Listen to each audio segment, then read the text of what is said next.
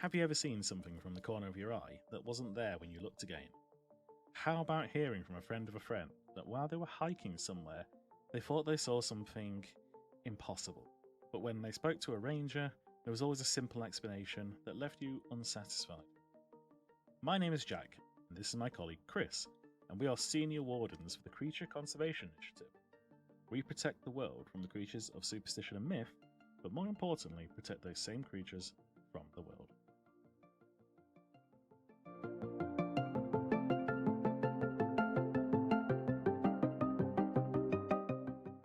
Well, hello there, people. How are you doing? Wonderful listeners. We always love having you here. And how are you doing, Chris? We always enjoy you being here. Celebrate good times. Come on. Ba-da-da-da, ba-bee-ba-boo, ba-ba. Come on. Insert some air horns here. And that's the show. Thank you very much for listening. Episode today. It is. Yeah. Is it? I mean, damn, I didn't realise. It is. Oh my god, I'm it is kind actually of glad it's yours episode. because there must be a lot of pressure to do one of the, the big round numbers. Gotta really deliver something here today. Well, I mean, now you've just set people up to Nah. fail. I believe in you. And this is gonna be the best episode you've ever heard, listeners. I don't. Doubt I mean, it. Well, Press if not, X to there's doubt. always, there's 49 other episodes. Exactly, and we can get into them a little bit later. But anyway, how have you been this week, Chris? Have you been good? Been bad? Been well, attacked by not this mermaids week, again? But yeah, I've been collecting other injuries. My arm is a little bit messed up now, but that's neither here nor there. Otherwise, I'm excited for this huge, important anniversary that we're doing today. I've been preparing myself mentally for it. I am in a great mood. I am ready to do things, maybe even stuff. And Things stuff. Yeah, and stuff. Wow, I'm fully committed. we're really going for it today, folks. No, you wouldn't get this from any other guy. Well, all right. Well, I mean, I'm going to temper your expectations, listeners. I didn't think about this being the 50th episode. I am But shocked. you know what? It's going to be as consistently Yes, of amazing course. as it always is. Because that's just the kind We of are, damn professionals we are. So what are you? We have We am. ammed. We is. We am, therefore we think. We trouble. We in trouble. Yeah. So what are you gonna amaze us with today? In a regular amazement level. We'll throw this episode out. Keep that one we'll go for this the one instead. for the Wonderful. 100. You have to find a way to make the 100 your one. I've got a couple years. I bet you'll think of something. You don't know about this, listener, but we also play a few tabletop games with each other. Every so Don't often tell with them you we're other people. nerds. And I very recently have, like they didn't Fair work enough. it out. And I very recently pulled off one of the most amazing subterfuges of my DMing career recently. Don't get me started about I am that. so happy. I'm still angry. And I'm still angry. I'm still so happy about it. But anyway, you want to know what we talk about today, and today we are off to Japan to talk about Ooh. a very, very interesting creature, as I always say, because all Great. creatures are interesting to me. I mean, would be kind of bad if it wasn't interesting. The fly, no. But no, today we are talking about another creature that is kind of known as a yokai in Japanese Okay. mythology. I was about to say French mythology there. Completely different thing. But Well, it is a yokai, essentially. It is known as the Bake-Kujira. Have you ever heard of it? okay. I might have seen the name before somewhere, but other than that, I have no idea. Well, this is a really, really cool creature. I absolutely love it whenever we have to go deal with it. Not just because of its mythology, but because it's also a really easy one for us to handle, but I'll explain why later. Okay, sounds good. But as I've already said, it is a creature of myth and legend in Japan. It is based in Western Japan, and Mhm. it is a. Have a guess. What do you think a Bake-Kujira could be? Just from the name, because I know you're Well- a Japanese expert. Oh yes, definitely. I'm donning my expert hat here. Well, Kujira sounds a little bit like a Gojira, which was, according to some movie I saw, a name for Godzilla. Bake sounds a little bit like the Kasao Bake that I talked about a few episodes ago, so I'm gonna say it's a kaiju-sized umbrella. Not quite a kaiju-sized umbrella, but you know what? I don't think the kaiju sizing is a bad comparison here. Okay. It I is. thought it was easy. We'll get onto that. We'll get onto that. Okay. But it is a massive skeletal whale. Ooh. I Yeah. don't like that. Rewind. Let's go back to umbrellas. I mean, you could bring an umbrella; it ain't gonna help. So, why? Why? Well, that's the interesting thing about this creature, the why. So, it is known in Japan as kind of an entity of revenge. Okay. Sounds pretty metal. Or at least that's how I've kind of described it. I don't know if anyone has ever written the words entity of revenge and Bake-Kujira, but from all the information that we have about what it actually is and the research into the myth around it, yeah, it is a spirit of a whale that has been hunted, and it haunts the people that hunted it. It haunts people that hunt whales. Obviously, we know Japan does have quite a lot of whaling fleets and things like that. And in the past, Japan was very, very big on kind of hunting whales in the sense of if they came into the coastline, if they got beached on the beach itself, to Japanese villagers, a beached whale was like a blessing. It was a massive gift, essentially, because they could gain so much wealth as well as resources and materials from the whales. So yeah, they did hunt them, and as a result, it is believed in their myth that the Bake-Kujira is the spirit of revenge for the whales that have been hunted by the Japanese people. Fascinating. So is it still in the water, or is it? It remains in the water. It doesn't come onto land. That's one thing so far that we have found with the Bake-Kujira. They do not go onto land, but they stay within the waters themselves. I like that. They swim along the surface off the coastlines. They are they are obviously kind of translucent in a way, but you can see the skeleton. The skeleton is very clear, but depending on the visibility in the area, it can be a bit hard to see everything about it. So essentially, it can trick you into believing that it's a whale, which is where the story, the first story, kind of came along, where the people of one of the villages in the Shimane Peninsula of Izumo Province, where they saw off the coast, this was back in like the 1700s kind of time, they saw a whale off the coast, and obviously being whalers and fishing village, they got very excited, so they went out to hunt the whale as they normally do. Sure. And while they were out there hunting the whale, they would throw harpoons, trying, obviously catch it, kill it, so they can drag it to the coastline, and these harpoons would pass through completely, causing no damage. The creature seemed to take no injuries. It just seemed to go through.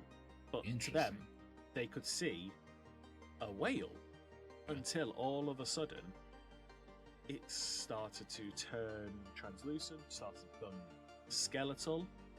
At that point, it was also joined by a whole host of fish and birds of weird shapes, weird entities, weird sizes. the kind of things we don't have those. Okay. They're not in records anywhere, and as a result, they started to surround the fishermen, started to surround the entire bay, and basically scare the hell out of absolutely everyone on there, because they would be flying around them. It's almost like a maelstrom of fish and birds and this skeletal whale. It scared them to the point where they did get out the bows, they got back onto shore, and they left. And they left the thing alone because it steadily just disappeared out into the sea, never to be seen again. And that's the really, really amazing thing about this creature. That is the only sighting that has ever existed. The only? Okay. Apart from obviously our own records, Yeah, as sure. the CCI. So, But we're not going to bring that out. But that is the only sighting. Reason why it's known as a spirit of revenge, I would say my own language, but what they've said is that afterwards, the village and the area around it started to become plagued by, well, literal plagues, fires, disasters, every single time that they seemed to be around Wales, whenever they were hunting. So they see this as the curse of the Bake-Kujira. Okay, so it's not like direct revenge as in, I'm going to sink your boat. It's more like bringing misfortune on the people. Basically, yeah. There are going to be better explanations than this creature comes and curses the surrounding area. But we've not been able to 100% rule out that it does have the ability to cause curses and misfortune. Like some of the creatures we've spoken about in the past, they don't actively do anything themselves, but it seems to be that if you come into contact with them and you're nasty to them, you mean in any way, bad things, bad luck seems to start happening around you. Wouldn't be the strangest thing we've seen. So these other creatures, the fish and bird and stuff, are those separate creatures, or is it kind of part of this entity? What's going on there? I'm glad you asked about that. Yeah, they don't seem to be separate creatures. Based on our records and based on our kind of observations of the Bake-Kujira, they only surround this creature. They only exist when they're around the Bake-Kujira. Okay. To the point where we do see them as the same creature. It sounds like a projection almost. Yeah, that seems to be it. Maybe that's how it gets its otherworldly curse powers on. I don't know. Who knows? So is it even physical in any way, or is it just a kind of formless hallucination? Well, not formless, but you know what I mean. To our knowledge, it is physical. When I've observed it, when I've watched it in the wild, it carves a path through the water. It seems to move around rocks. It seems to interact physically. It doesn't seem to be like some ethereal creature that doesn't have like an actual body and or it's some kind of spiritual projection or something. No, it does appear to be an actual physical thing that exists, but it is very, very eerie. Sometimes when I've seen it, the skeleton has been, again, partially translucent. Sometimes it's almost as if I could walk up and grab one of the bones. I hope you didn't. No, I haven't. That's what makes this one so fascinating, but especially seeing as it hasn't shown itself to attack anywhere else. It only seems to do this in Japan. Only seems to be the Western Japan, and the only time when it's ever kind of come up in any more stories of it interacting with anywhere is when there has been around coastal villages quite significant plagues or disasters or fires in some way. Interesting. It's been blamed for a lot of things, and if you're a bit more of a skeptical person who doesn't believe this creature exists, you'll have seen it as a scapegoat for a lot of things. But again, going back into our records, going and handing it off to the data guys, the scientists and everything, they tend to find that when we know that there's been a Bake-Kujira in an area, there has been a disaster. Now, I'm not saying that all disasters in Japan, in Western Japan, are caused by the Bake-Kujira, but when a Bake-Kujira has been near the coastline, and we have been aware of it, there has followed a disaster, Okay. which was why it makes it such a fascinating creature to follow and research. But again, it's a little bit not quite on the same kind of magnitude as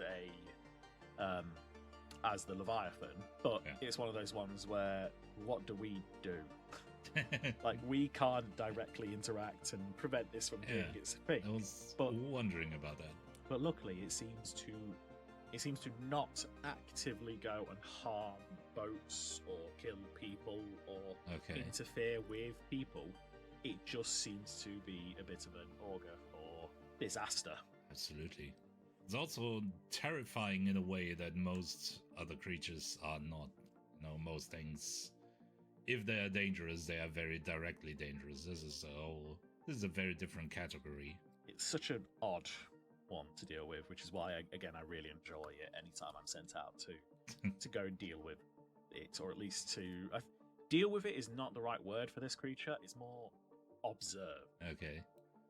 So I suppose the dealing with it part is mostly just preventing people from messing with it? Partially that. Partially as well just providing what support we at the CCI can to a disaster zone. Basically, if there's a fire going on, we try and provide, we try and provide some tents, we try and provide food, resource, we try and do some disaster relief where we can. Yeah. It's difficult because we have to obviously then take the guise of other organizations. But, we only do that when we feel that it's something that falls in our realm responsibility. Yeah. So if we think there's a Bake-Kujira kind of around. But also, we have a really, really cool opportunity whenever we're dealing with this creature to observe how the myth, the legend, and how culture works to appease this creature. Okay. Well, how would you do that? Well, there's a really, really cool story, and it keeps going on until now, that in 1764, there was a whale that washed up on the Okai-Chiba Bay in Maiwa, which preceded a series of fires and epidemics within the entire region. So the assumption was that the whale died, Bake-Kujira did their thing, famine, pestilence, death, disease, fires, etc. The 4 horsemen, yeah. Around that time, to try and appease the spirit, because obviously that's a lot of what, Japanese culture and things do, to try and appease the spirit, they created like a hand dance, which has turned over the years into kabuki theatre. Oh, and I didn't expect that. Well, the kabuki theatre kind of performance has been designed to calm the spirit, and it's performed every even-numbered year, so like 2020, 2022, 2024, that kind of thing. Yeah. The last weekend of July, at a festival at the Sashihiko no Mikoto Shrine in Sorry, Chiba could Village. you repeat that? I didn't quite catch that. No, I can't. It hurt enough. I bet it hurt our Japanese listeners. Yeah, I'm sorry, all one of you. No. Who knows? New Maybe listeners. one day. But yeah, so they hold a performance of this hand dance kabuki theatre thing essentially every 2 years at this shrine, and that's where the story kicks in. Okay. Because every 2 years there are representatives of the CCI at this festival. Okay. Around this performance. Not to involve ourselves, but to observe, because what happens, unbeknownst to a lot of the actual village, is that around the time of that 2 years, we get kind of seismic readings within the water of the Bake-Kujira approaching this area. Okay, so the timing actually checks out of the festival. Well, this is the weird thing. We haven't quite worked out as to whether this just happens to be the perfect time to do the festival every single time, or if the festival actually attracts the Bake-Kujira and it wants to kind of observe, and then, maybe the Bake-Kujira wants to be calmed down every 2 years. Maybe. I don't know. Maybe it just enjoys it. Maybe it just enjoys the theater. But I just remember the last time I observed this, which is obviously kind of last year, because 2025, 2024. What we do is we get all our, we get a bunch of the research guys out. You know that time of year when all the research guys just seem to leave the lab every 2 years. Basically, it's to do this. Oh, well, that explains a lot. Last weekend of July, can't get anyone in the labs. It's great. Yeah. But we go and we set up all our equipment. They start taking readings, a few days beforehand. We observe the performance from a distance. We don't get involved too much. We don't have like 20 guys in lab coats standing there with like clipboards out there. This is great. I thought they were on stage. No, we had to stop them from doing that. They're just not very good actors. Yeah. We go and observe, and we're trying to work out why this appeases the creature. Is it pure chance? Is it anything? While at the same time trying to get like information about it. And basically last year, I was out on one of the boats, just in kind of along the bay. We're in the kind of the pathway where the creature will come. Do like a boat, don't you? Perfectly honest, no, but you seem to be on boats quite a lot. I don't know why. They just keep putting me on them. I hate it.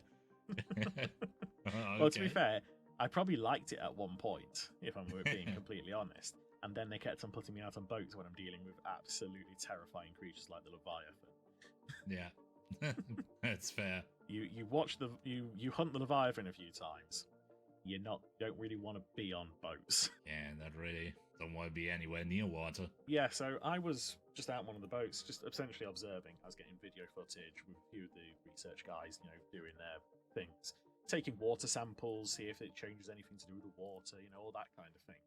And this isn't going to be like a crazy story or anything like that. It's basically me. I just got the chance to observe and watch this creature kind of just head towards the coastline.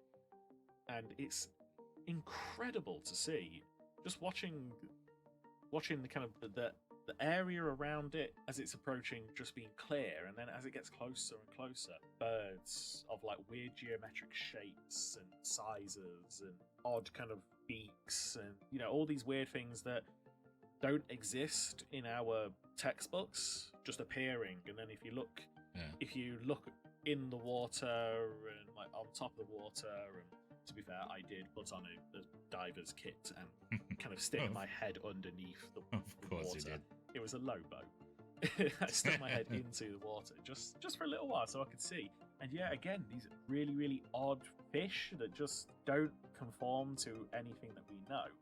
And they're just approaching, and they're just watching, and it's a swirling maelstrom of all these different things going on around you, and it's amazing, and there's like lights and all kind of like in shades of greys and whites, as well as like the blues and the sea. It's just an amazing thing. And then when you're on the earpiece and you can hear the research guys going, okay, performance is about to get to its kind of crescendo, and it hits there, and then all of a sudden you just see it turn and start to head away, as if you've averted disaster. Okay. As if it was coming to flatten the very rocks around you. And it doesn't. It just disappears. And everything around you just starts to calm down. The sea starts to calm down. The tide starts to pull out and away a bit. And okay. So it does react to the show. It seems to. I wouldn't want to turn around and say it reacts to the show, but there seems to be a connection between when it leaves, when the performance reaches kind of its, the height of the performance, the most impactful part, and when it just reacts. And it's amazing. And it's also the easiest day of work I ever get to do. I believe that. Because I just get to sit there and just watch. But for once, it's not trying to kill me. Well, that's a nice change of pace. And I get to leave, and I don't have a cold for the next few days either. So evidently, they're doing something to make it happy. Because the one thing we can be certain, like I say, it does cause some form of disaster. It does affect the world around it in some way. It does have the ability to take revenge obviously the myth and the legend believe that it is in response to hunting whales. Probably. I mean, it's... Yeah. We haven't got... We don't know if it does it to other things. Maybe there's a school of shark out there that it absolutely decimates every few years or something. Who knows? They moved into its patch. Yeah. Yeah. So do we know if it's just the one, or are there several of these? There do appear to be several of these kind of moving around. Okay. Which makes it even stranger with the performance, because we only ever see one. I think I'll probably be a little bit more scared if we saw multiple coming towards the coastline. Oh, yeah. Maybe it's a... This is why I don't know if it's if the performance calms it, or if it just seems to be attracted by the performance, or if they're just coming along, listening and hearing the performance from a major distance away and going, yep, they still care. I don't know. I don't know. And this is why I absolutely love it. But there is another reason why I absolutely love this creature and absolutely love the myth around it. Okay, why's that? There are very few stories about this creature because it's only been seen once by general public. Yeah. Or maybe it hasn't. Mysterious? Well, my favourite story is there was where one whale that turned up in a kimono, of all things. What? But this was a very special whale. This was a very benevolent whale. I'd say if it's wearing a kimono. This was seen to be the good Bake-Kujira rather than the bad Bake-Kujira that causes pestilence. Because this Bake-Kujira that turned up in a kimono is the reason why Japan learnt how to cultivate rice. How in the hell does that sentence make sense? I don't know, but basically the idea is that this Bake-Kujira that came in a kimono gave the people of Japan the secrets to cultivating rice. Sure. What secrets like putting seeds in the soil? I don't know. I'm not a rice expert. Also, maybe there is something special about cultivating wearing rice. Clothes? I don't know, but this is why I love it so much. It's just a whale wearing a kimono that taught the people of Japan how to make rice. What a beautiful image. But as a result, this has also brought like the fear of the Bake-Kujira, the nasty one, the love of the nice one. It has actually in Japan's history created whale cults, which then also resulted in gods that they believe are like whales. So some of them believe that the whales that they hunt are actually manifestations of gods, which is why some of them end up on coastlines to give the people, the gods boons. It's absolutely it's so wide ranging, and I love it. All from this one story of the Bake-Kujira. Fascinating. I'm not sure I followed the logic of, the whales are gods, let's hunt them. But well, I mean, when it comes down to whales are gods, I could see it. They're massive, massive creatures. That part is fine. It's the let's hunt them part that I'm confused about. Well, you've got to rationalize killing gods or parts of gods some way, haven't you? Got to remember, a lot of religion is rationalization. And I'm sorry if you're a religious person, but that is my view. I'm not even sure it rationalizes that. It just makes it more wrong. Well, on that note, hey Chris, yes. If people want to be more wrong, where can they go? Well, Twitter apparently, but if you don't want to go there, maybe check out the Blink and Your Myth Discord.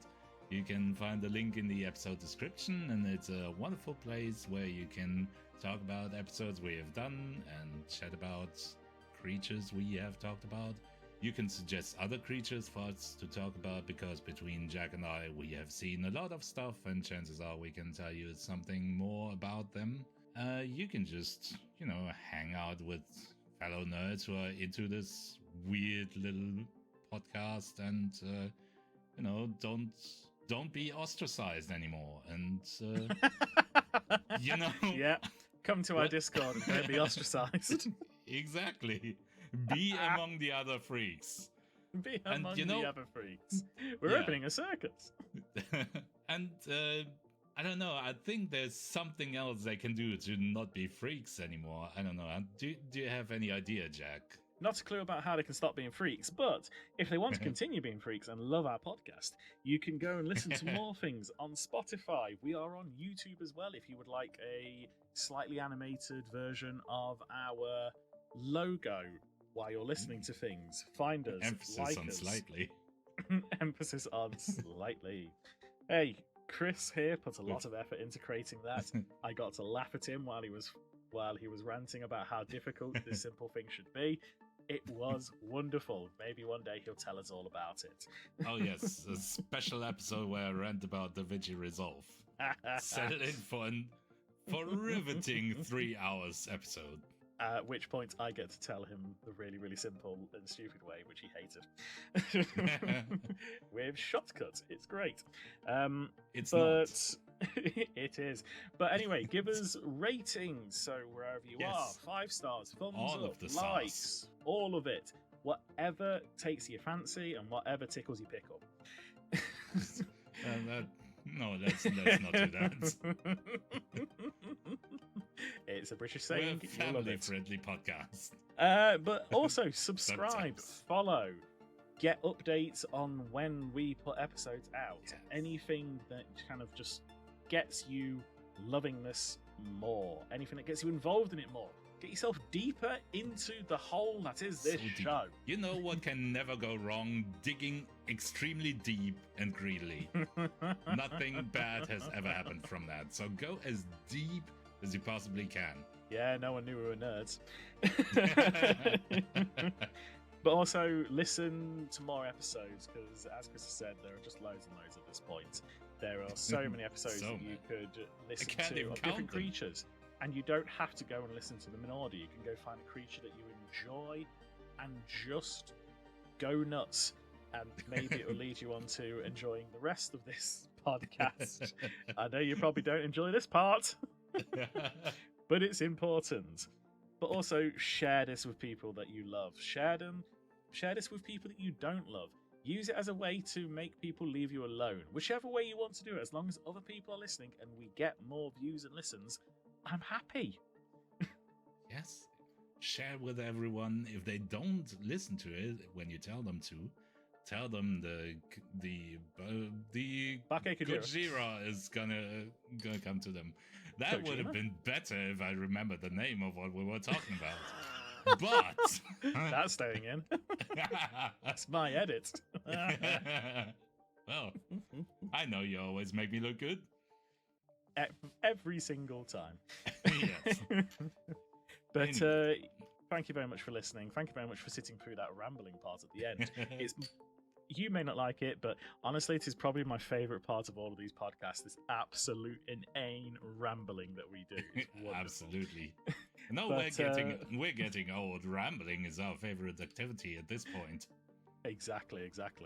Apart from that, though, thank you very much for listening. I don't think there's really anything else to say apart from goodbye. So, goodbye.